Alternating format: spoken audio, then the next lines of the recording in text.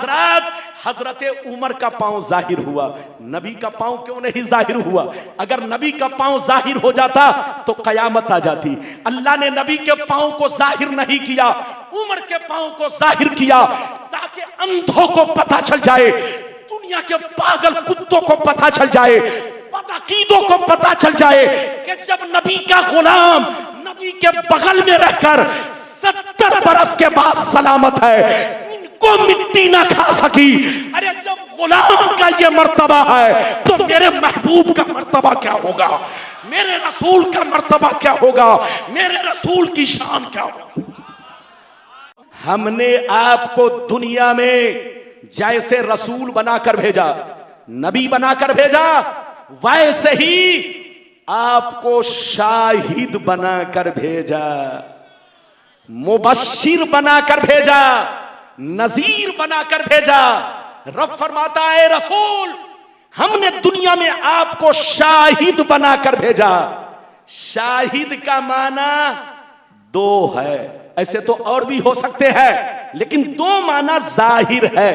एक माना हाजिर और दूसरा माना गवाह। इधर देखिए, गवाह भी अगर लेंगे तब भी माना हाजिर, और हाजिर लेंगे इधर देखिए तब भी माना गवाह का बोलो आ ही जाएगा। लेकिन दो माना लोगत में आपको बरसरे आम मिलेगा। इधर देखिए उमूमी तौर पर यह माना इस्तेमाल किया जाता है। क्या माना, जोर से बोलो। शाहिद का माना गवाह और दूसरा माना हाजिर। चलो हाजिर को हटा दो, गवाह ले लो, तो मतलब ये निकला ऐ रसूल,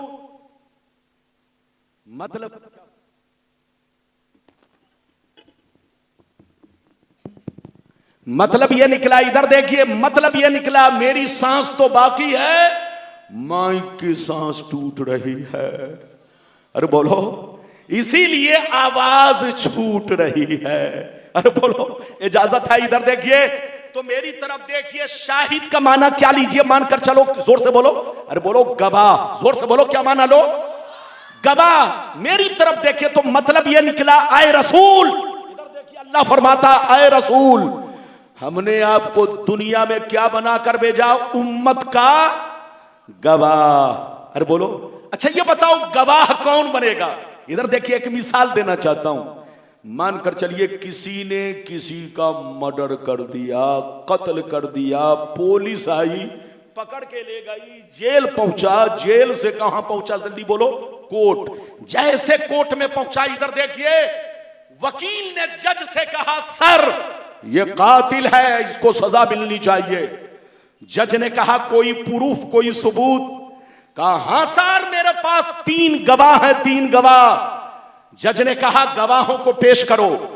वकील ने कहा सर एक गवाह अंधा है और दूसरा गवाह 2 साल पहले मर चुका है और तीसरा गवाह कोर्ट में हाजिर नहीं है, अमेरिका में है। तो सीने पर हाथ रखकर बताइए जज उसकी बात मानेगा? हाथ उठाकर बोलो, सब लोग बोलो। अरे बोलो, जज उसकी बात मानेगा? जज कहेगा अबे पगला वकील, तुमको पता नहीं है जो गवाह बनेगा उसका कोर्ट में हाजिर होना, जो गवाह बनेगा उसका आंखों से देखना, जो गवाह बनेगा उसका जिंदा होना। तो गवाह के लिए 3 चीजें जरूरी, जिंदा होना, आंखों से देखना और हाजिर होना। मेरी तरफ देखिए, वो गवाह नहीं बन सकता जो अंधा है, देख नहीं सकता। वो गवाह नहीं बन सकता जो कोर्ट में हाजिर नहीं है। बोलो, वो गवाह नहीं बन सकता जो 2 साल पहले मर चुका है, मिट्टी में मिल चुका है। मेरी तरफ देखो, रब फरमाता है ऐ रसूल हमने आपको दुनिया में गवाह बनाकर भेजा और गवाह के लिए 3 चीजें जरूरी है, जिंदा होना जरूरी है, हाजिर होना जरूरी है, आंखों से देखना जरूरी है। तो आपका कुरान कहता है रसूल जैसे पहले जिंदा थे आज भी जिंदा है, रसूल पहले हाजिर थे आज भी हाजिर है, रसूल जैसे कल गुलामों को देखते थे आज भी गुलामों को देख रहे हैं।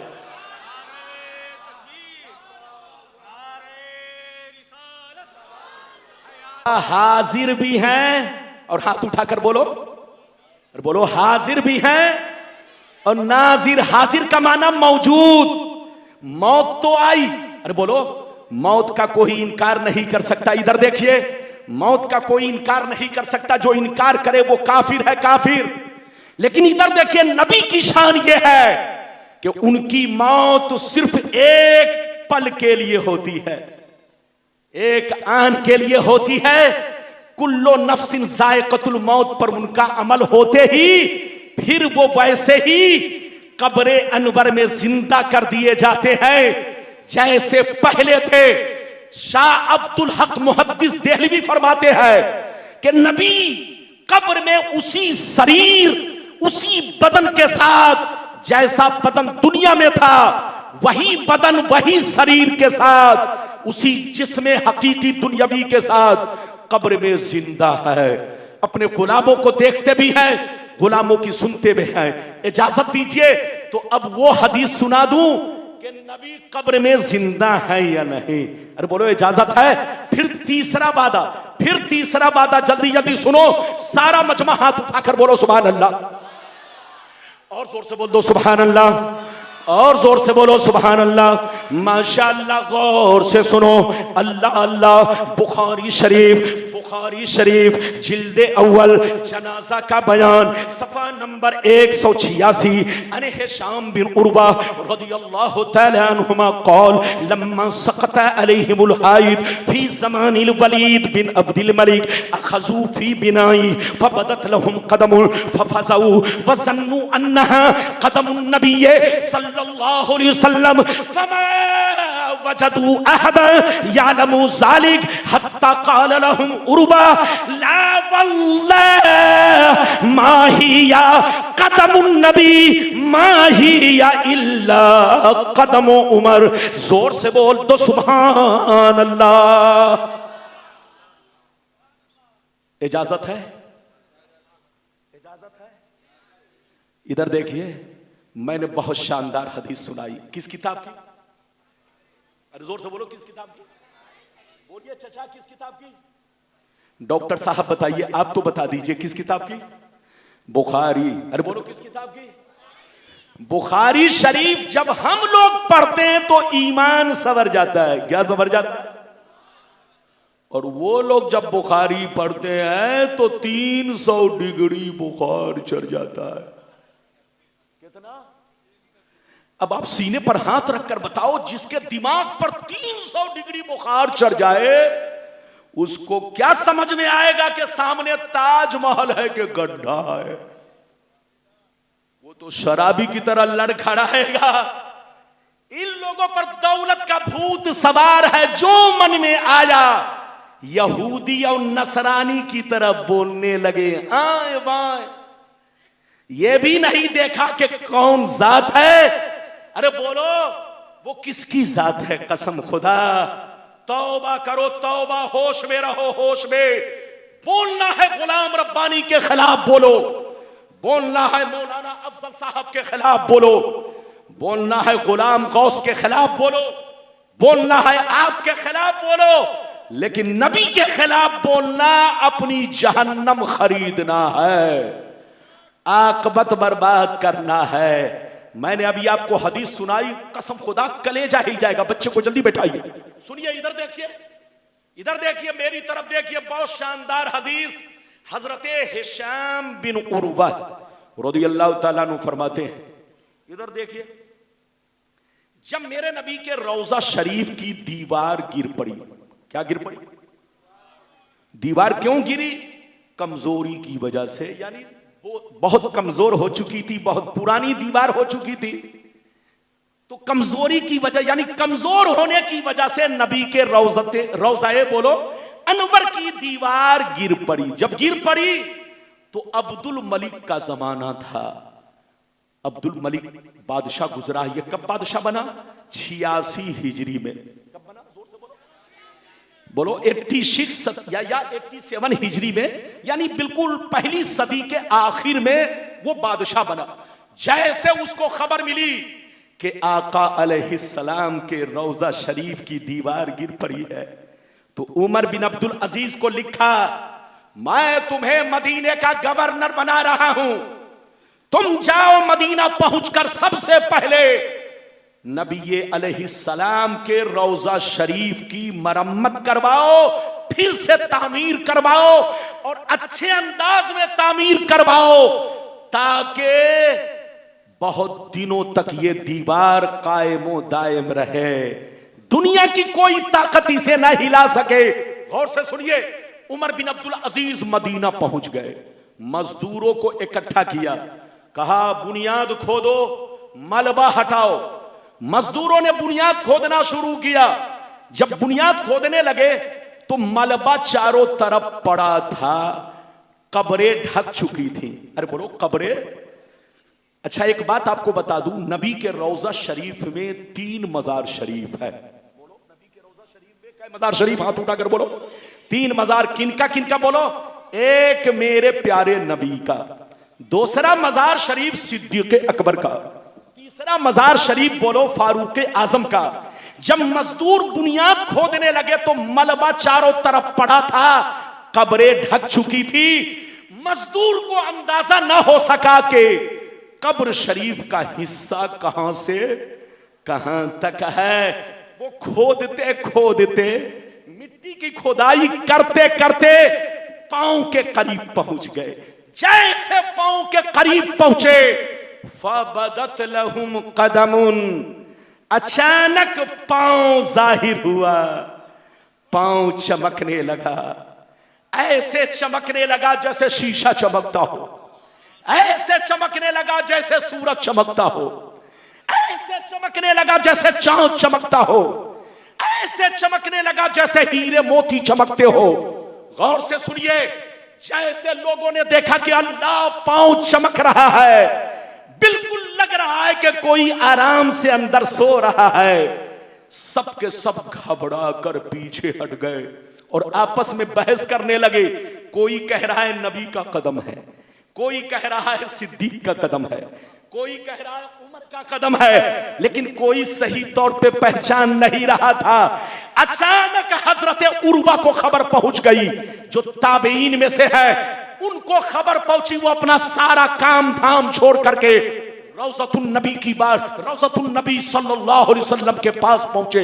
जैसे वहां पहुंचे, पांव का नक्शा देखा, पांव का जोग्राफिया देखा, पांव की लंबाई चौड़ाई देखी, तो चीख कर कहने लगे, चीख कर कहने लगे, इधर देखिए, चीख कर कहने लगे, चीख कर कहने लगे, लम्मा हजरत उर्वा चीख कर कहने लगे, ये नबी का कदम नहीं है। चीख कर कहने लगे, ये नबी का कदम नहीं है, ये तो फारूक आजम का कदम है, ये तो नबी के गुलाम का कदम है, ये हजरत के, ये नबी के आशिके सादिक का कदम है। हजरत ध्यान से सुनिए, ये मैं अपनी तरफ से नहीं बोल रहा हूं, बुखारी की हदीस। आप डॉक्टर की बात को झुठला सकते हैं, इनकी बात को झुठला सकते हैं, लेकिन आसमान इधर देखिए, इस जमीन पर कुरान के बाद अगर सबसे मोतबर किताब, सबसे अजमत वाली किताब अगर कोई है तो वो बुखारी शरीफ है। इधर देखिए, बुखारी शरीफ सफा नंबर 186, पेज नंबर 186, जिल्द नंबर 1 पर यह हदीस है। कोई किस्सा कहानी नहीं, कोई टीवी की बात नहीं, कोई अखबार की बात नहीं, कोई सोशल मीडिया की बात नहीं, यह बुखारी की हदीस है। इधर देखिए, हजरत उमर को पर्दा किए हुए लगभग 70 बरस हो चुके थे। हजरत उमर को पर्दा किए हुए 70 बरस हो चुके थे, लेकिन 70 बरस के बाद जब उनका पांव जाहिर हुआ तो ऐसे चमक रहा था जैसे शीशा चमकता हो, ऐसे चमक रहा था जैसे बोलो हीरे मोती चमकते हो। हजरत उमर का पांव जाहिर हुआ, नबी का पांव क्यों नहीं जाहिर हुआ? अगर नबी का पांव जाहिर हो जाता तो कयामत आ जाती। अल्लाह ने नबी के पांव को जाहिर नहीं किया, उमर के पांव को जाहिर किया, ताकि अंधों को पता चल जाए, दुनिया के पागल कुत्तों को पता चल जाए, बदअकीदों को पता चल जाए कि जब नबी का गुलाम नबी के बगल में रहकर 70 बरस के बाद सलामत है, वो मिट्टी ना खा सकी। अरे जब गुलाम का ये मर्तबा है तो मेरे महबूब का मर्तबा क्या होगा, मेरे रसूल का मर्तबा क्या होगा, मेरे रसूल की शान क्या होगी। आप लोगों को बात समझ में नहीं आई? और बोलो समझ में आई? अगर समझ में आई तो हाथ उठाकर बोलो सुभान अल्लाह। घड़ी मत देखो, मेरे बाद इंशाअल्लाह हमारी जमात का शेर आएगा, गरजेगा, तकरीर करेगा। आप बिल्कुल अदब से बैठे, कोई जाए नहीं। स्टेज पर इधर देखिए, हमारे बहुत सारे उलमा बैठे थे, आहिस्ता आहिस्ता उतर गए। उतरना नहीं चाहिए, क्योंकि ये उतरते हैं तो हौसला पस्त हो जाता है। हंसिए नहीं, अरे बोलिए हंसिए नहीं, ये अफसोस की बात है। लोग कहते हैं, इधर देखिए कि अवाम बदलती जा रही है। अवाम ही नहीं, आग दोनों तरफ से लगी है।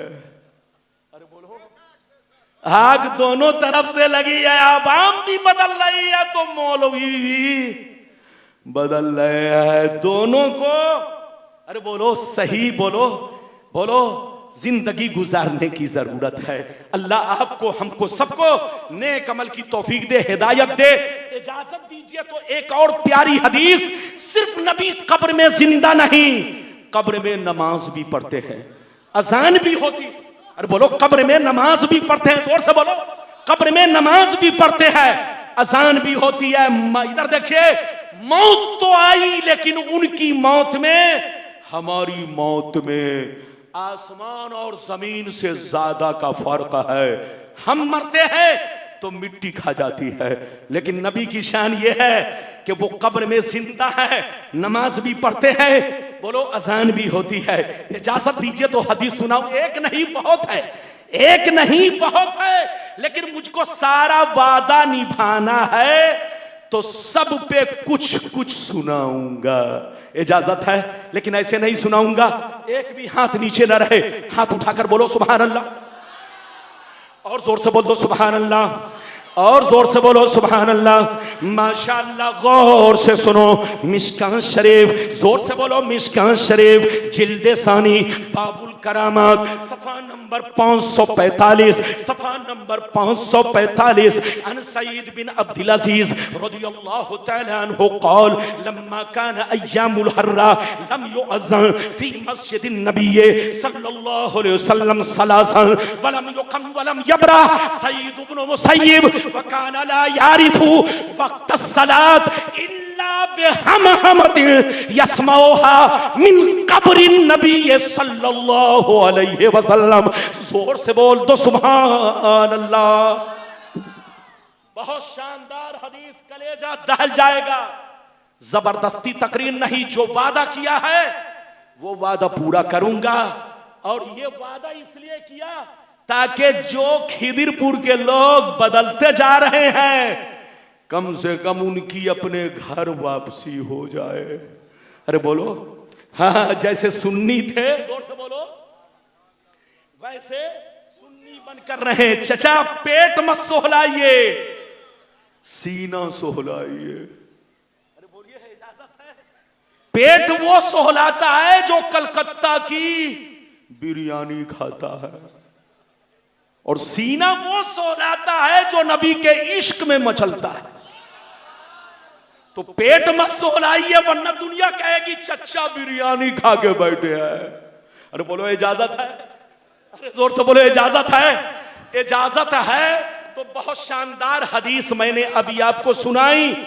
कोई गलत साबित कर दे तो जितना मुंह में पैसा आएगा उतना दूंगा, लेकिन उनकी नानी अम्मा ने दूध नहीं पिलाया है कि गलत साबित करे। इसलिए कि मैं जैसा देखता हूं वैसा ही बोलता हूं और अपना लब खोलता हूं। अरे बोलो, फिर लोगों को टटोलता हूं।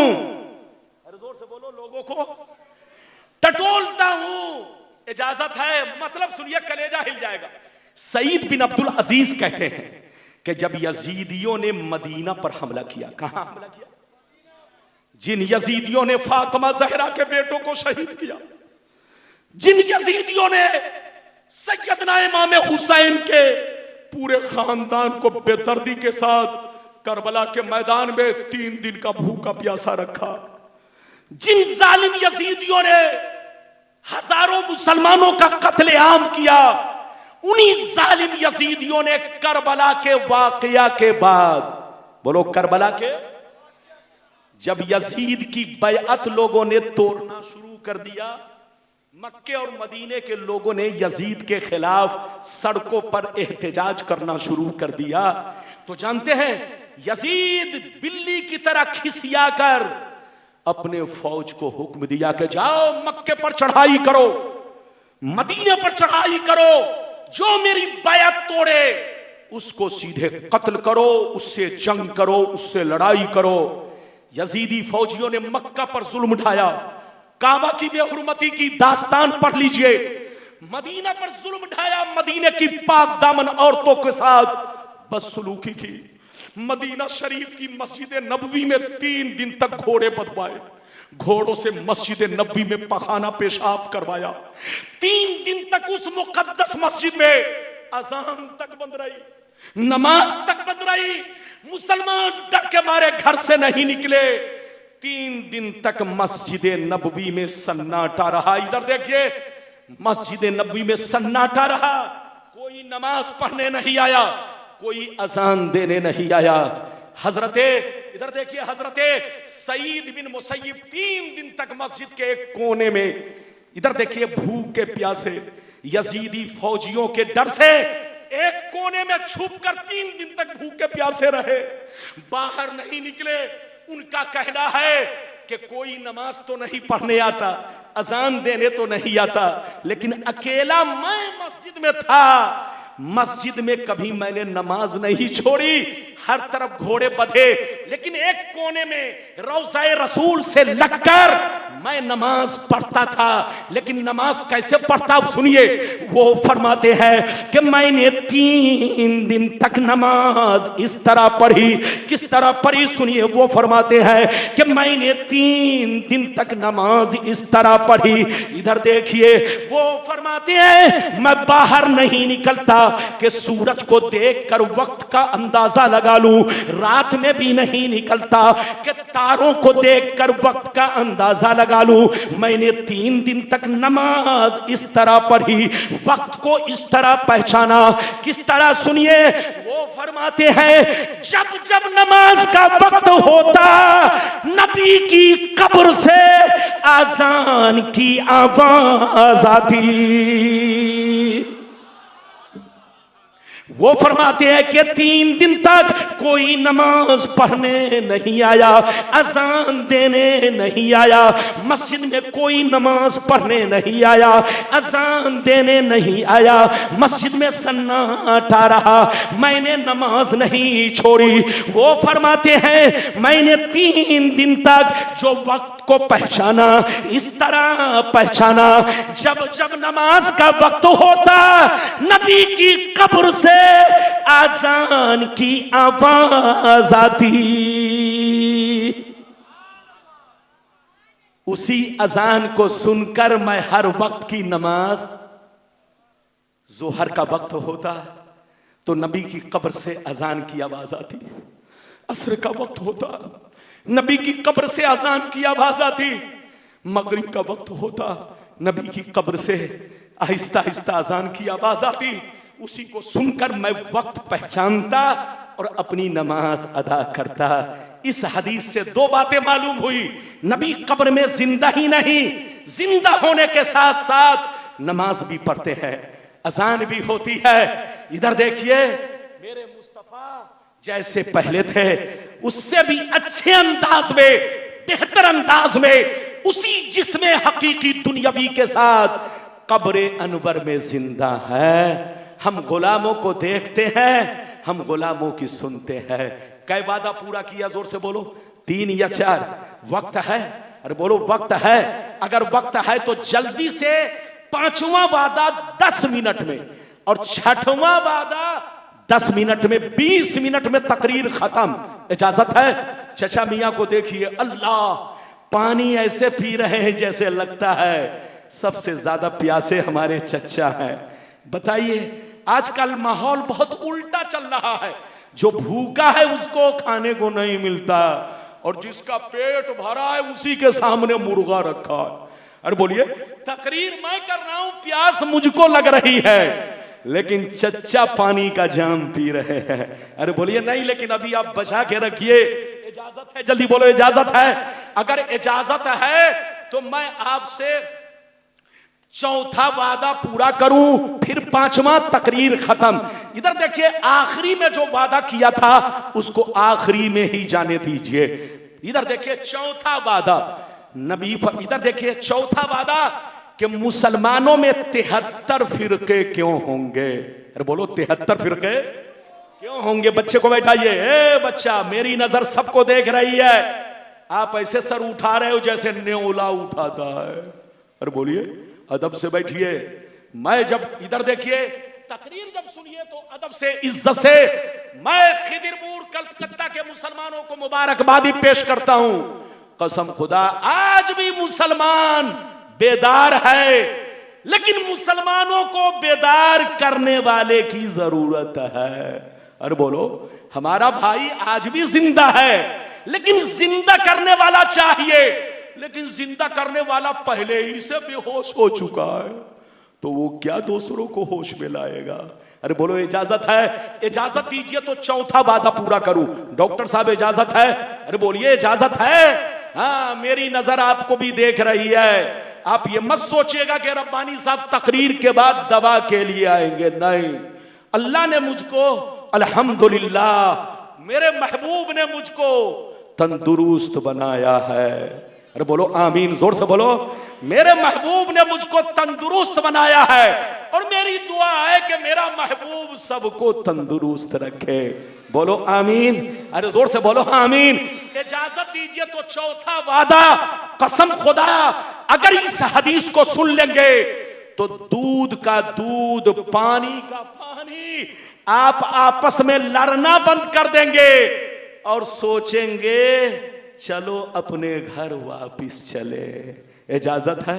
अरे बोलो, इजाजत है? लेकिन ऐसे नहीं सुनाऊंगा। सारा मजमा, एक भी हाथ नीचे न रहे, चुपचाप से बैठिए। मेरी नजर सबको देख रही है। अभी किसी को स्टेज पर मत लाइएगा। मेरी 20 मिनट तकरीर जब हो जाए तब किसी को लेके आइएगा, वरना आधी तकरीर मुंह में और आधी कमेटी के जेब में। अब आप बताओ, फिर ये मत कहना कि रब्बानी साहब नहीं बोले। इजाजत है? ये देखिए मौलाना गुलाम गौस साहब, माशाल्लाह, ये एक निकाह भी पढ़ा कर आ गए। एक तीर से दो शिकार, यहां तकरीर भी कर डाली और कहीं और गए तो दो का रिश्ता भी जोड़ दिया। ये लोग, ये हमारे उलमा रिश्ता जोड़ने का काम करते हैं, लेकिन कुछ लोग नबी से रिश्ता तोड़ने का काम करते हैं। इजाजत दीजिए तो हदीस सुनाऊं। सारा मजमा हाथ उठाकर बोलो सुभान अल्लाह, और जोर से बोल दो सुभान अल्लाह, और जोर से बोलो सुभान अल्लाह। माशाअल्लाह, गौर से सुनो।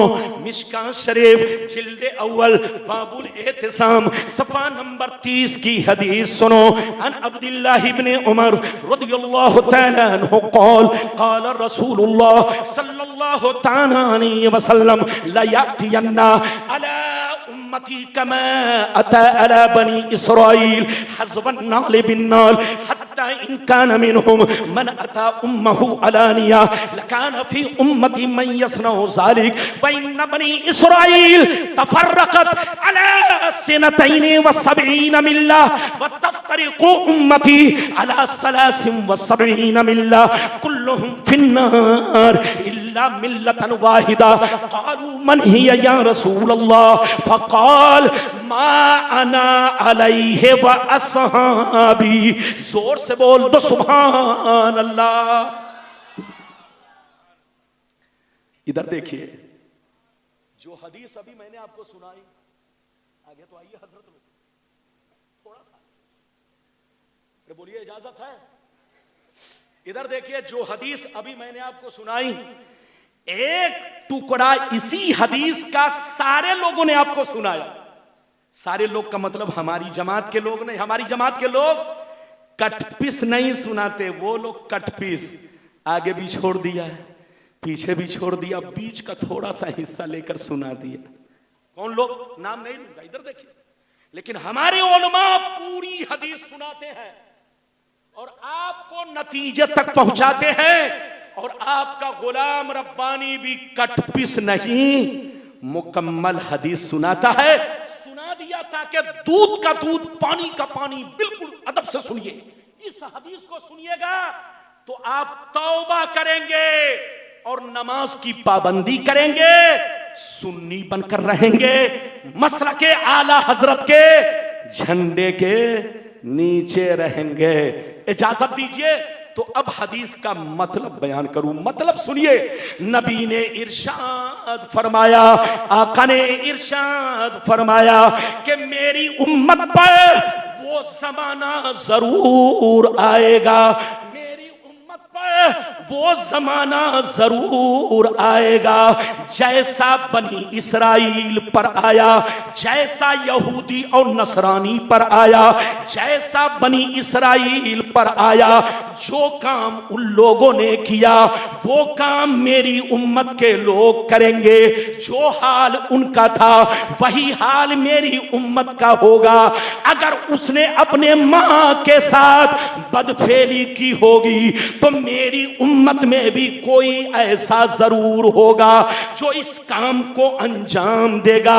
नबी फरमाते हैं जैसे वो लोग 72 फिरकों में बट गए, जैसे वो लोग 72 फिरकों में बट गए, मेरी उम्मत उनसे दोस्ती की वजह से, उनसे कनेक्शन की वजह से, उनसे रिश्ता रखने की वजह से, जैसे वो लोग 72 में बट गए, मेरी उम्मत के लोग 73 में बटेंगे।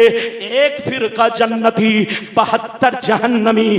72 जहन्नम में इसलिए जाएंगे कि उसी बनी इसराइल यहूदी नसरानी के 72 फिरकों से इनका ताल्लुक होगा, इनका कनेक्शन होगा, इनका तार वहीं से जुड़ा होगा।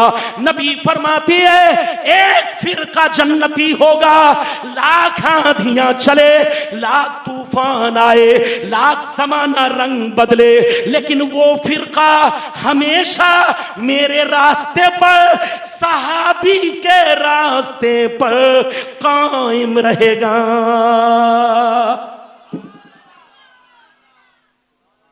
अगर आप इतना सुन चुके तो सारे लोग हाथ उठाकर बोलो सुभान अल्लाह। यह हदीस कहां है? बड़ी मशहूर हदीस, इमाम तिरमिज़ी ने भी इस हदीस को बयान किया। आप लोग भी सुनते आ रहे हैं। 73 फिरके 72 जहन्नमी। नबी ने क्या कहा? इधर देखिए, मेरी उम्मत पर वो जमाना जरूर आएगा जैसा बनी इसराइल पर आया। ये बनी इसराइल कौन है? यहूदी और नसरानी। अरे बोलो, जिसका नाम इजराइल है वो हकीकत में बनी इसराइल है। अरे बोलो, जिसका नाम इजराइल है वो हकीकत में, जोर से बोलो, वो बनी इसराइल है। जिसका नाम अमेरिका है वो हकीकत में बनी इसराइल है। नबी ने क्या कहा? ये हदीस बड़ी मशहूर, एक टुकड़ा आपने सुना था, आज मैंने पूरी सुना दिया। नबी ने फरमाया कि मेरी उम्मत पर वो जमाना जरूर आएगा जैसा बनी इसराइल पर आया, यहूदी और नसरानी पर आया। जो हाल उनका था वही हाल, बच्चे को बैठाइए, जो हाल उनका था वही हाल मेरी उम्मत का होगा। जो काल उनका था वही काल मेरी उम्मत का होगा। अगर उन लोगों ने अपने मां के साथ खुल्लम खुल्ला बदफेली की होगी तो मेरी उम्मत में भी कुछ लोग उसी की एक्टिंग करेंगे, उसी के रास्ते पर चलेंगे, वही बेहयाई अपनाएंगे, उन्हीं की तरह नंगे नाच नाचेंगे, उन्हीं की तरह नंगापन इख्तियार करेंगे। जो काम उन लोगों ने किया वो काम मेरी उम्मत के लोग करेंगे। अब आगे सुनिए, जैसे वो लोग 72 फिरकों में बट गए, मेरी उम्मत के लोग 73 में बटेंगे। 72 जहन्नमी, एक जन्नती। ये 72 जहन्नम में इसलिए जाएंगे कि उन्हीं 72 बनी इसराइल के फिरकों से इनका ताल्लुक होगा। नाम अब्दुल्ला होगा, नाम अब्दुल सत्तार होगा, नाम कतर होगा, नाम दुबई होगा, अरे जोर से बोलो, नाम यह बोलो सऊदी होगा, लेकिन पीछे हाथ यहूदी का होगा। आज पूरा अरब देख लीजिए, आज क्या हो रहा है बताने की कोई जरूरत नहीं। यह फिलिस्तीन वाली आग सिर्फ फिलिस्तीन को नहीं, पूरे अरब को लपेट में लेगी। चूंकि अहले अरब ने दौलत पा करके वो काम किया जो काम इन्हें नहीं करना चाहिए। नबी ने फरमाया इनसे दूर रहना, लेकिन इन लोगों ने इनकी बेटियों से रिश्ता करना शुरू कर दिया, इनकी बेटियों को अपनी बीवी बनाना शुरू कर दिया, इनकी बेटियों को अपने घर में रखना शुरू कर दिया। मुसलमान की बेटी इनको अच्छी नहीं लगी, इनसे रिश्ता नाता शुरू कर दिया। तो आज तबाही आप देख रहे हैं, क्या हो रहा है बताने की जरूरत नहीं। इतना समझ लो मौलाना पेशन गोई कर रहा है। अगर इन लोगों को होश नहीं आया तो फिलिस्तीन की आग पूरे अरब को लपेट में ले लेगी। क्यों? नबी ने फरमाया जो काम बनी इस्राइल ने किया वही काम ये लोग करेंगे। जैसे उन लोगों ने अल्लाह के पैगंबरों को गांव से निकाला, उन लोगों ने अल्लाह के पैगंबरों को सूली और फांसी पर चढ़ाया, उन लोगों ने इधर देखिए अल्लाह के पैगंबरों को कत्ल किया, अल्लाह के पैगंबरों को गांव और बस्ती से निकाला, अल्लाह के नबियों की शान व अजमत को नहीं माना। जितना अल्लाह के पैगंबरों को इन लोगों ने परेशान किया, किसी कौम ने परेशान नहीं किया। यही हाल कुछ बदतमीज मुसलमान जो कलमा पढ़ते हैं, पहले सब सुन्नी थे, अरे जोर से बोलो, आज बदल करके यहूदी के तरीके पर नमाज तो पढ़ते हैं, रोजा तो रखते हैं, हज तो करते हैं, लेकिन जब नबी की तारीफ सुनते हैं तो इनका चेहरा ऐसे बिगड़ जाता है जैसे लगता है किसी ने 50 जूते चेहरे पर मार दिए हो। अरे जोर से बोलो, इनका चेहरा उदास हो जाता है। जो नबी की तारीफ सुन करके उदास हो वो मुसलमान की औलाद नहीं, यहूदी की औलाद है। जो नबी की नाज सुन करके उदास हो वो मुसलमान की औलाद नहीं, यहूदी की औलाद है। जो नबी का बोलो, नबी पर सलाम पढ़ा जाए उसको वो डरामा कहे, वो मुसलमान की औलाद नहीं, यहूदी की औलाद। सुन्नी बनो, मसलके आला हजरत के झंडे के नीचे रखो। इधर देखो, करोड़ों बरस की इबादत नबी की शान में एक अदना गुस्ताखी से रायगा हो जाएगी, तुम्हें खबर भी नहीं होगी। मैंने 4 वादा पूरा किया, अब 5वां वादा अगर इजाजत दीजिए तो 5 मिनट में पूरा कर दूं। इजाजत है? अरे बोलो इजाजत है। लेकिन लगता है आप लोग थक गए, हाथ उठाओ। अरे जोर से बोलो, इजाजत है? जोर से बोलो। इधर देखिए, मैंने नारा लगाने पर पाबंदी नहीं लगाई।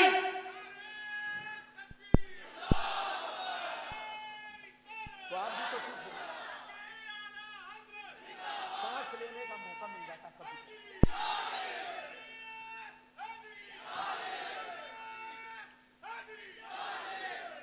सुभान अल्लाह, सुभान अल्लाह। लेकिन एक बात याद रखिए, इधर देखिए, हम सुन्नियों का नारा बोलो, बिल्कुल बोलो सुन्नियत के दायरे में होना चाहिए। अरे बोलो, हाथ उठाकर बोलो, और जोर से बोलो। अब हाथ नीचे रखो। अच्छा ये बताओ, हम लोग सुन्नी है ना? सब लोग हाथ उठाकर बोलो। अच्छा ये बताइए, हम ही लोग सुन्नी हैं कि हम लोगों से पहले भी मुसलमान सुन्नी थे? हाथ उठाओ। सब सुन्नी। इधर देखिए, आप इधर देखिए, कंफ्यूज मत होइएगा आप कभी भी। इधर देखिए, शक में मत पड़िएगा। ये मत समझिए कि सिर्फ मौलाना रब्बानी सुन्नी है, अल्लामा गुलाम रसूल बलियावी साहब सुन्नी है, मौलाना गुलाम गौस अमजदी साहब सुन्नी है, हजरत अल्लामा मौलाना अफजल साहब सुन्नी है। हजरत कारी सलीम साहब गाजीपुरी सुन्नी है, जो आपके वाटगंज में 10-15 साल इमामत कर चुके हैं। आप ये मत समझना कि सिर्फ आप लोग, हम ही लोग सुन्नी है, नहीं, किसी के बहकावे में मत आइएगा। 50 साल पीछे चलिए, जितने मुसलमान मिलेंगे सब सुन्नी। 100 बरस पीछे चलिए, जितने मुसलमान मिलेंगे सब सुन्नी। 200 बरस पीछे चलिए, जितने मुसलमान मिलेंगे सब सुन्नी। 500 बरस पीछे चलिए, जितने मुसलमान मिलेंगे सब सुन्नी। 1000 बरस पीछे चलिए, जितने मुसलमान मिलेंगे सब सुन्नी। सब लोगों का वही अकीदा था जो हम सुन्नियों का अकीदा है। बोलो, सब लोग वही करते थे जो हम सुन्नी किया करते हैं। तो नए हम लोग नहीं हैं। इधर देखिए, नए वो लोग हैं जिनके बाप दादा पहले सुन्नी थे, लक्कर दादा सुन्नी थे, मुफ्ती मौलाना सब सुन्नी थे, शेखुल हदीस आज से 200 बरस पहले सब सुन्नी थे। लेकिन 200 बरस के बाद इधर देखिए, टर्कियों से बगावत छेड़कर सऊदिया अरबिया में बोलो अपनी हुकूमत बनाई और टर्कियों को अरब से निकाला। उसी वक्त से इन लोगों का वजूद दुनिया में आया, वरना इनके भी बाप दादा 200 बरस पहले टर्कियों की हुकूमत के वक्त, टर्कियों से पहले सब सुन्नी थे। इनके मुफ्ती मौलाना सब सुन्नी थे। इधर देखिए, जब तक तुर्कियों की हुकूमत रही, जब तक के अरब में तुर्कियों का बोलबाला रहा, हर तरफ वही सुन्नी का तरीका था जो हम लोगों का तरीका है। तो हम लोग नए नहीं है, नए ये लोग हैं। हम लोग नहीं बदले हैं, ये लोग बदले हैं। हम आपको जुदा नहीं कर रहे हैं, जो लोग बदल गए हैं वो आपको जुदा कर रहे हैं। हमारा अकीदा नया नहीं है, हमारा वही अकीदा है जो गरीब नवाज का अकीदा है। हमारा वही अकीदा है जो गौसे आजम का अकीदा है। हमारा वही अकीदा है जो चारों इमाम का अकीदा है। हमारा वही अकीदा है जो तमाम सहाबी का अकीदा है।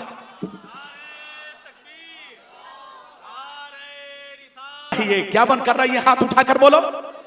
सच्चा सुन्नी वो है जो दिल को भी आबाद रखे, मस्जिद को भी आबाद रखे और घर को भी आबाद रखे। इधर देखिए, सच्चा सुन्नी वो है जो अपने सीने को सहाबा की मोहब्बत से आबाद रखे, अपने सीने को अपने प्यारे नबी की मोहब्बत से आबाद रखे, अपने सीने को अपने रब की मोहब्बत से आबाद रखे, अपने सीने को बुजुर्गों की मोहब्बत से आबाद रखे, अपने सीने को अपने उलमाए अहले सुन्नत की मोहब्बत से आबाद रखे और घर को कुरान की तिलावत से आबाद रखे और मस्जिद को अल्लाह की इबादत से आबाद रखे। सच्चा सुन्नी वो है। तो सच्चे सुन्नी बनो। आज आप नमाज नहीं पढ़ते हो तो लोग आपके महल्ले में आकर कहते हैं जलसा करने से क्या फायदा? अरे बोलो, तकरीर कराने से क्या फायदा? कई लोग नमाजी बन गए। ये आपको भड़काते हैं। अगर आपने जलसा बंद कर दिया तो गुलाम रब्बानी जैसे मौलवी जेल खाने में चले जाएंगे। फिर तुमको हदीस कौन सुनाएगा?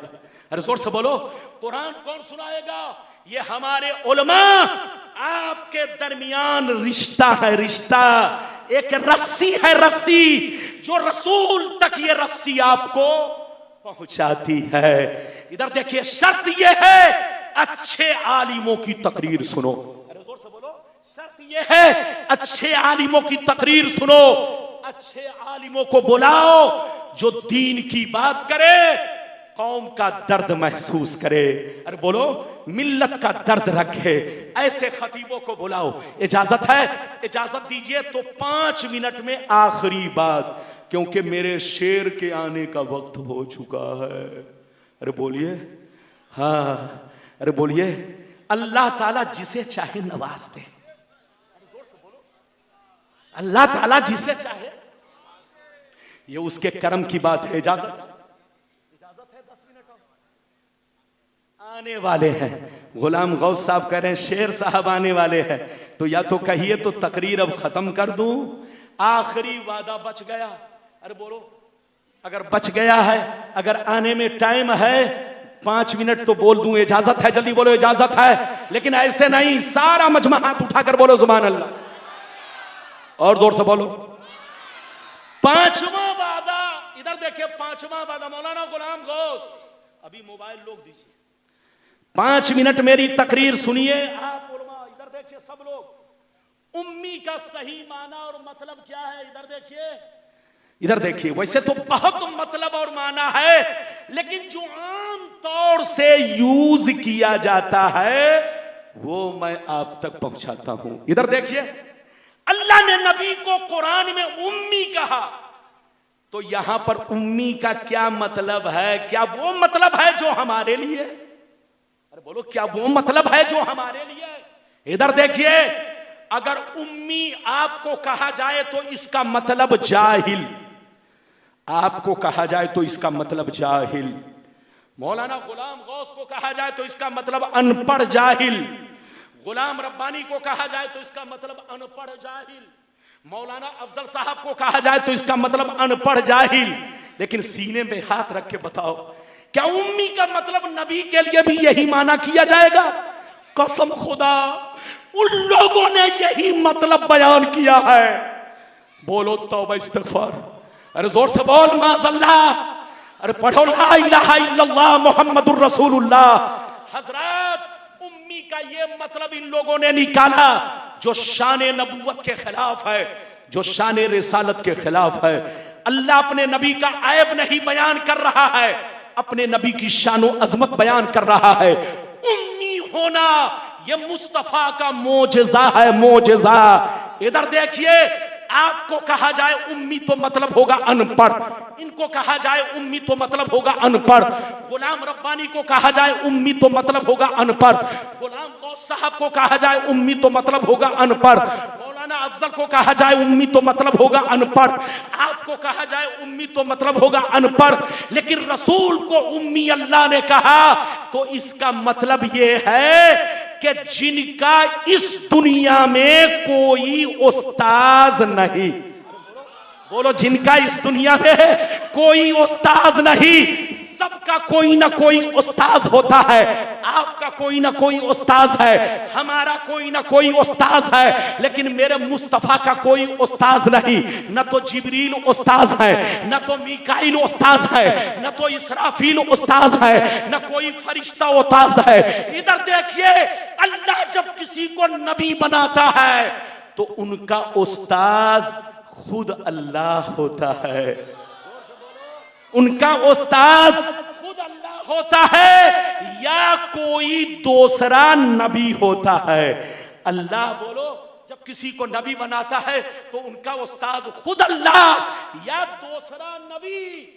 बोलो, आम आदमी नहीं बन सकता, यहां तक के नबी का उस्ताज वली भी नहीं बन सकता।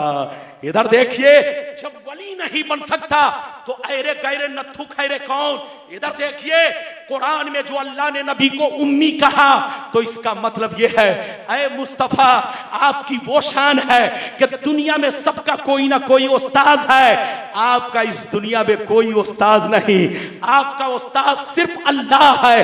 और कान खोलकर सुन लो, उस्ताज उसका होता है जो दुनिया में सीखने आता है, और मुस्तफा सीखने नहीं आए, दुनिया वालों को सिखाने आए, दुनिया वालों की रहबरी के लिए आए। मुस्तफा सिर्फ आदमी के उस्ताज नहीं, फरिश्तों के भी उस्ताज है, जिन्नात के भी उस्ताज हैं, चरिंद परिंद के भी उस्ताज हैं, सारी मखलूक के उस्ताज हैं। उम्मी का मतलब जिनका इस दुनिया में कोई उस्ताज नहीं। हजरात, मेरे नबी को जो उम्मी का मतलब अनपढ़ कहे वो मरदूद है, उससे कहिए तौबा करो।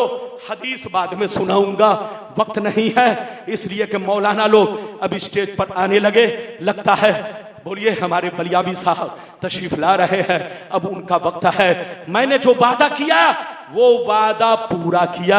सुन्नी बनकर रहिए, ईमान अकीदा सही रखिए, फिर कभी आऊंगा। आप जिस मौजू पर कहोगे उसी मौजू पर तकरीर होगी, मौजू की कमी नहीं, जहाँ जैसा माहौल वैसी तकरीर। इंशाअल्लाह फिर कभी मुलाकात होगी। अल्लाह ताला की बारगाह में दुआ है, परवरदिगार आलम हमारी तकरीर से, ऐ बादशाह, ऐ मेरे महबूब, मेरी तकरीर से मुझे हिदायत दे, मेरी कौम को, जुमला मुसलमान भाइयों को हिदायत दे। मरूँ तो तेरी मोहब्बत में, तेरे प्यारे महबूब के की मोहब्बत में, लेहद में इश्क रुखे शहकदाग लेके चले, अंधेरी रात सुनी थी चिराग लेके चले। इंशाअल्लाह फिर मुलाकात होगी। रब की बारगाह में अर्ज है, कसदन सफन लफ्जन मानन, कहीं से जबान फिसली हो या आपको सुनने में कहीं से खता हुई हो सकता है गलती आदमी से होती है, जानबूझकर कोई गलती नहीं करता। अल्लाह हमारी गलतियों को माफ फरमाए, आपकी गलतियों को माफ फरमाए, हक बोलने की, सच बोलने की और हक पर कायम रहने की तौफीक रफीक अता फरमाए। इंशाअल्लाह फिर मुलाकात हो।